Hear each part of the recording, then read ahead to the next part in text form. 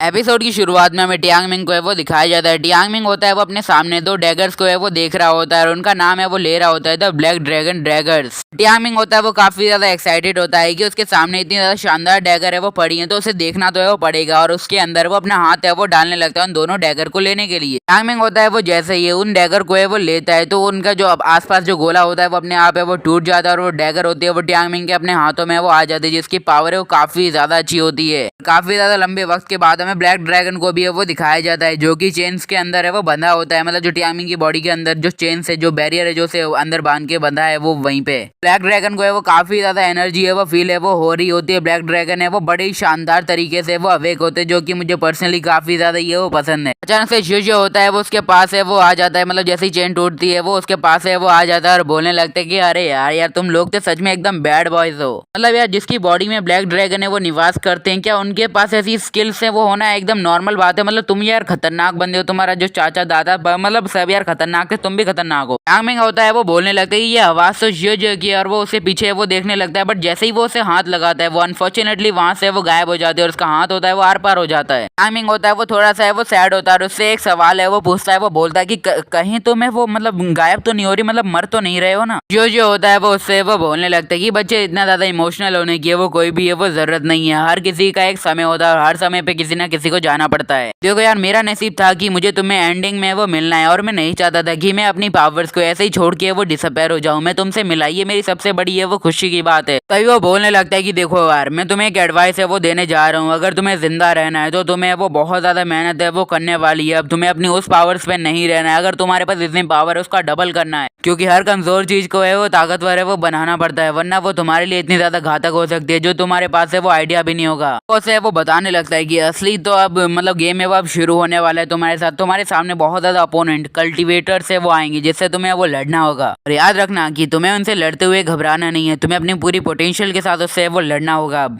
फिर वो बोलने लगता है कि एक बात है वो ध्यान से याद रखना कि देखो यार अगर तुम्हें वो ये प्रैक्टिस है वो कर रहे हो तो तुम्हें ब्लैक ड्रैगन के रिलिक्स ढूंढने में बिल्कुल भी है वो कोई कंजूसी है वो नहीं करनी है। तुम्हें वो सबसे ज्यादा पावरफुल कल्टीवेटर है वो बनना है और कल्टीवेटर की लिमिट को क्रॉस करना है। टाइमिंग इस पॉइंट को वो समझ नहीं पाता है तो वो उससे एकदम है वो आश्चर्यचकित हो गया। वो बोलने लगता है कि तुम्हारा क्या मतलब है द लिमिट ऑफ कल्टीवेटर उससे क्या मतलब है। वो उसे बताने लगता है कि चलो एक बात है मैं तुम्हें बता देता हूँ जो तुम सोच रहे हो वो एकदम सही है। यहाँ पे ब्लैक ड्रैगन के काफी ज्यादा रिलिक है वो फैले हुए हैं मतलब 1 लाख माइल्स के दूर में। ये जो तुम्हें जो रिलिक है वो तुम्हें साउथ के कॉन्टिनेंट में वो मिलेंगे तो मैं तुम्हें सजेस्ट करूंगा कि तो अब तुम्हें वहां पे जाना होगा। तो ये वो सिस्टम अपेयर होता है और बोलने लगता है अरे भाई साहब तुम्हारी डुअल कल्टीवेशन का क्या करें हम। जुए भी होता है वो बोलने लगता है कि हाँ यार इसकी बात में तो दम है। देख यार तुझे अगर यहाँ से जाने तो सबसे पहले तेरी एक प्रॉब्लम बनती है कि तुझे डुअल कल्टीवेशन है वो करना पड़ेगा। उसे बोलता है कि जा भैया जा और एक डेमनिक कल्टीवेटर के साथ कर ले तू घबाघब। नहीं यार ये वर्ड अच्छा नहीं लगा हम डुअल कल्टीवेशन बोलेंगे। टियांग मिंग होता है वो बोलने लगता है भाई यार सांस लेने का तो टाइम दो यार तुम तो यार मेरे साथ जबरदस्ती कर रहे हो यार मेरी कोई फीलिंग्स नहीं है क्या फीलिंग्स की माँ का।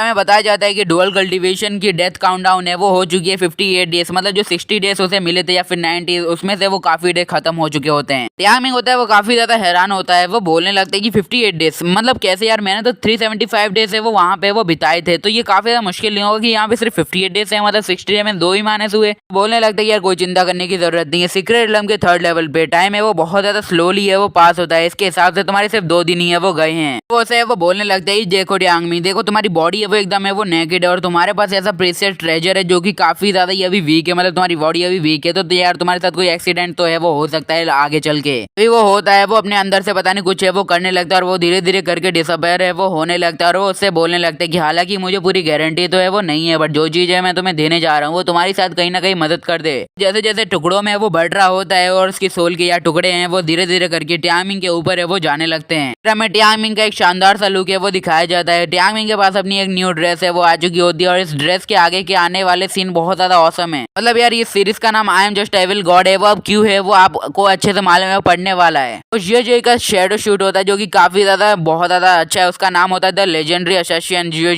उसकी कुछ एबिलिटी होती है लाइक अगर उसके ऊपर कोई डैमेज है वो पड़ता है, अगर वो छोटा डैमेज है तो वो ऑटोमेटिकली 1-2 सेकंड के अंदर है वो ठीक हो जाएगा, अगर कुछ बड़ा है तो उसे हील होने में थोड़ा टाइम लगेगा। तो ये होता है वो वहां से वो गायब होने लगता है और बोलने लगता है कि देखो यार मैं कभी तुम्हारे जो एंसेस्टर यानी पूर्वजों को नफरत है वो कभी नहीं करता था। हालांकि उन लोगों ने एक वर्ल्ड को है वो एकदम है वो डिस्ट्रॉय कर दिया था, उनकी वजह से पूरे वर्ल्ड के ऊपर है वो खतरा है वो मंडरा रहा था, बट ये बात हुई है कि उन्होंने ही उस वर्ल्ड को है वो बचाया था। देखो यार मुझे इनसे कोई भी नफरत है वो नहीं है, और वो ये बात है वो काफी ज्यादा इमोशनल और रोते रोते है वो बोल रही होती है। फर्स्ट ऑफ ऑल यार मैं उसके जेंडर में बहुत ज्यादा कंफ्यूज होता हूँ। फिर अगले सीन में हमें सिस्टम को है वो दिखाया जाता है जो कि है वो बोल रहा होता है कि जो तुम्हारा यूनिक मिशन था वो भी अब कंप्लीट है वो हो चुका है, अब तुम्हें तुम्हारे घर तक है वो छोड़ा जाएगा, घर तक नहीं जहाँ से तुम्हें उठाया था वहाँ पे। फिर हमें उसी जगह को है वो दिखाया जाता है जहाँ से टियांग मिंग को है वो उठाया गया था, मतलब उस जगह से वो टेलीपोर्ट है वो किया गया होता है। उस जगह की हालत है वो खस से खस्ता होती है। टियांग मिंग होता है उस पोर्टल से बाहर आता है और बोलने लगता है कि सीनियर सिस्टर जो आपका बहुत बहुत शुक्रिया, बट उससे सीनियर सिस्टर क्यों बोल रहा हूँ यार मैं अभी तक कंफ्यूज हूँ। बट अचानक से टियांग मिंग होता है उसकी नजर है वो एक आवाज पे वो जाती है, वो बोलने लगता है कि अब ये क्या था, ये इतनी ज्यादा शानदार आवाज कैसी। टियांग मिंग होता है वो जैसे ही सामने देखता है वहां से काफी ज्यादा ही धुआं है वो निकल रहा होता है। टियांग मिंग होता है वो बोलने लगता है कि नामुमकिन यार, मतलब पूरा सेक्ट का सेक्ट ही है वो गायब हो गया है। उन पार्टी के पीछे एक बहुत ज्यादा बड़ा सेक्ट था जो कि अभी है वो डिस्ट्रॉय है वो हो चुका है, पता नहीं कैसे। हमें दिखाया जाता है वहां पे कुछ है वो ब्लैक कोट वाले बंदे होते हैं जो कि बाकी के सारे बंदों को वो हाथ में वो उठा रहे होते हैं और एक जगह पे वो रख रहे होते हैं। में एक बंदा होता है वो उन सबको ऑर्डर है वो दे रहा होता है कि जल्द से जल्द इन्हें एक जगह पे वो रखो, हमें इन्हें जल्दी से यहाँ से वो ले जाना है और हमें भी खुद यहाँ से जल्दी से निकलना है। वो बंदे भी होते हैं वो बोलते हैं यस बस, और उसे नीचे वो फेंक देते हैं। वो बोलने लगते हैं वैसे भी हमें इन मरे लोगों से क्या अंतर पड़ता है। अब दूसरा बंदा होता है वो इस बंदे से वो बोलने लगते हैं कि सीनियर ब्रदर वे देखो यार मैंने यहाँ पे काफी ज्यादा बंदों को है वो ले लिया जो कि सबके सब मेडिसिन पवेलियन से वो बिलोंग करते हैं, क्या ये हमारे लिए काफी होंगे। तो वो बोलने लगता है कि हाँ भी ये बिल्कुल भी है वो काफी होंगे। वो बोलने लगते हैं बट यार ये हो सकता है कि अगर इसकी लोकेशन किसी को पता चले तो गड़बड़ हो सकता है थोड़ा।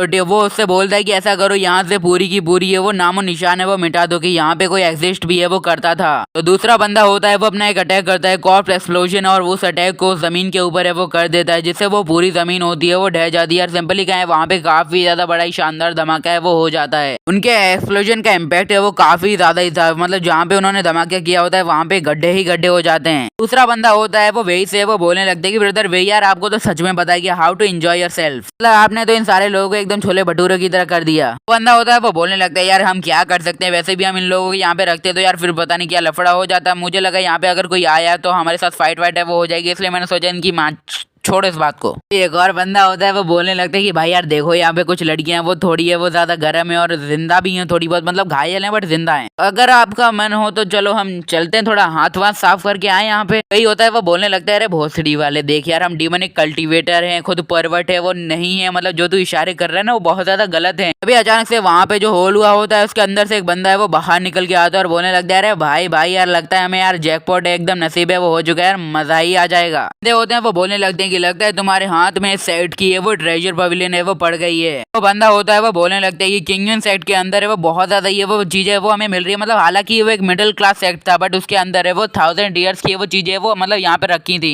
सच कहूँ तो लगता है आज हम डेफिनेटली है वो बहुत ज्यादा अमीर है वो होने वाले हैं। तो बंदा होता है वो वही से वो बोलता है कि ब्रदर भाई आपको भी स्टोन को देखना चाहिए, ये काफी ज्यादा ये वो स्पेशल है और काफी ज्यादा क्वालिटी वाला है। तभी उसके हाथ पे हो जाता है एक अटैक है वो आर पार। वो टियांग मिंग होता है वहां पे एकदम शानदार तरीके से वो आ जाता है और उन सबसे वो बोलता है क्या तुम मुझे बताने का कष्ट करोगे कि तुम लोग है वो यहाँ पे वो कर क्या रहे और यहाँ पे आखिरकार इतना ज्यादा धुआं डिस्ट्रक्शन है वो क्यों फैला हुआ है। टाइमिंग होता है वो बोलने लगता है अगर मैंने जैसा तुमसे कहा अगर तुम वैसा ही है वो करते हो तो डेफिनेटली मैं तुम्हारी जान को है वो बख्श दूंगा और तुम्हें इतनी ज्यादा दर्दनाक मौत है वो नहीं दूंगा। मतलब यार मौत तो तुम्हें वो मिलने ही वाली है, अब उसमें दर्दनाक चाहिए सिंपल एक ही कट में मर रहे हैं तुम्हें। तो हाँ पिछली काफी वीडियो मुझे कमेंट आ रहे थे कि भाई एपिसोड 1 वाली लड़की कहाँ पे, तो यार तुम्हारी इच्छा में कभी भी वो मना नहीं करता हूँ। तो चलिए शुरू करते हैं, अब कोई भी मुझे परवट नहीं कहेगा। अगले सीन में हमें एक बंदे को है वो दिखाया जाता है जो है वो वहाँ पे आके बैठता है, तो वो लड़की होती है वो बोलती है कि अच्छा ठीक है बोलो। अब वो बोलने लगते है ये सेक्ट है वो इतना ज्यादा कुछ खास है वो नहीं था, सिंपली कहें तो हमने इसे एकदम क्लीन है वो कर दिया है। फिर वो बंदा होता है वो बोलने लगते है कि बट हमारे कुछ डिसाइपल ने वो हमें बताया है कि उन्हें एक ऐसी डिमोनिक एनर्जी है वो मतलब महसूस हुई है जो उन्होंने कभी तक फील ही नहीं की है। फिर हमें उस लड़की का पूरा चेहरा यानी हमारी लियू मैंगी को है वो दिखाया जाता है जो कि वो बोल रही होती है कि अच्छा तो डिमोनिक एनर्जी जिसे हमने आज से पहले कभी नहीं देखा यार।